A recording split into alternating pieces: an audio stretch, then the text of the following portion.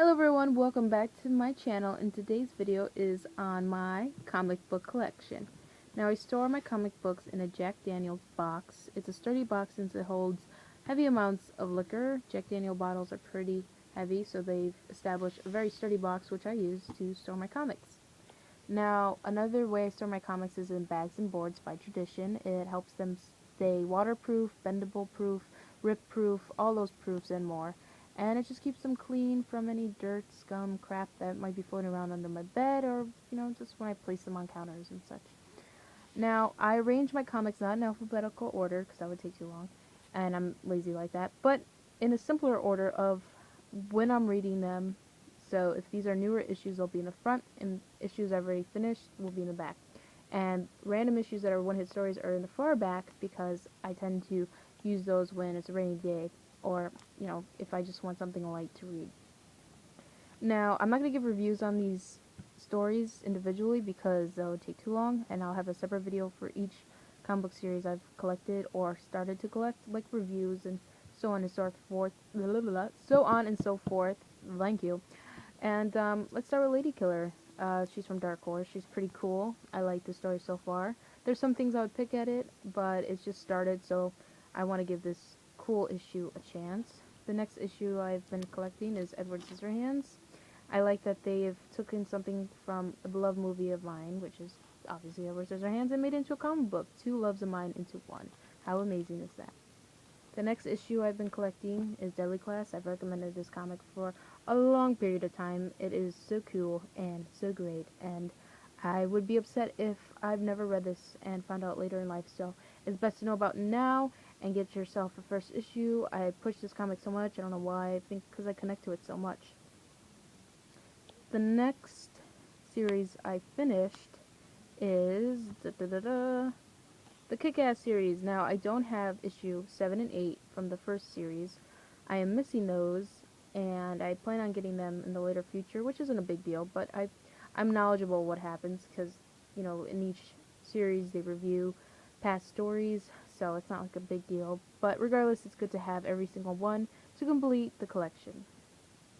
Not only do I have the Kick-Asses 1, 2, and 3, I also have, as we go deeper into this, if I can find it, it's really hard, I have the Hit Girl series, which is an amazing series. I wish they continued it further because it's one of those series that are really entertaining, and I know they only have a certain amount to, like, fill in the... They use this comic to fill in between issues 2 and 3 to give you some time to develop characters, and she was developed during that period.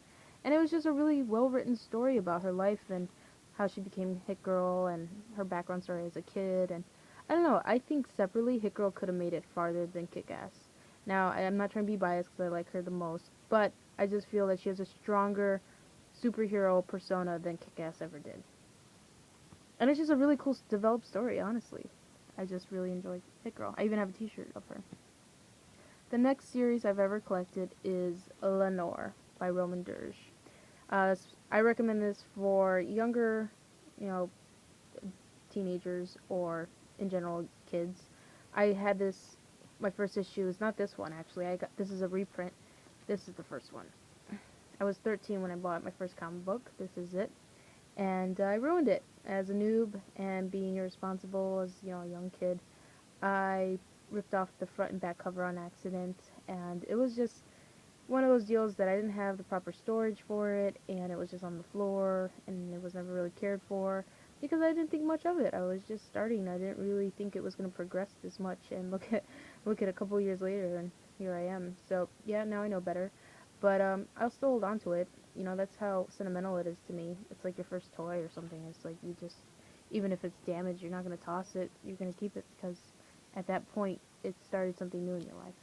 And as Kick-Ass is, same as Lenore, it's not a finished series. I am missing a couple issues because when I started reading Lenore, it was already pretty developed, and there are some issues missing, so of course I'm on the hunt for those as we speak. Now, in the back, we have some random Batmans and Wonder Womans. I'm a big fan of Wonder Woman. I love Wonder Woman. Visually and story-wise, she's amazing. I have some random stories of her, which are pretty cute, pretty cute. Fall of an Amazon. And then we have here Batman and Wonder Woman, which is a good story. I like Poison Ivy as well. It sucks that the only way to find Poison Ivy stories is through Batman. I thought they were gonna do a runoff of her own series. They did with Harley, but they didn't do it with her, which really pissed me off because I think her storyline is stronger than Harley's. Um, People will hate me when I say this, but I think she's better than Harley Quinn, and it's me either being biased or just truthful because I don't know, she has a lot more to bring to the table, and she has a lot more cool aspects of herself than Harley ever did. And I'm not saying, Harley has Poison Ivy within her series, but a separate one just of her stories and backtellings would be cool too, which was never done. So maybe if I ever do continue with comic book passion and my career into the comic book world, I become the first one to actually achieve that because she deserves it. I think Poison Ivy, out of all the girl characters, deserves it. I mean, there's more that we don't know about, and I'm kind of babbling here, but in the Batman world, there's a lot of girl villains and girl superheroes that aren't talked about that much. They're just like brought into one story and then left out for the rest.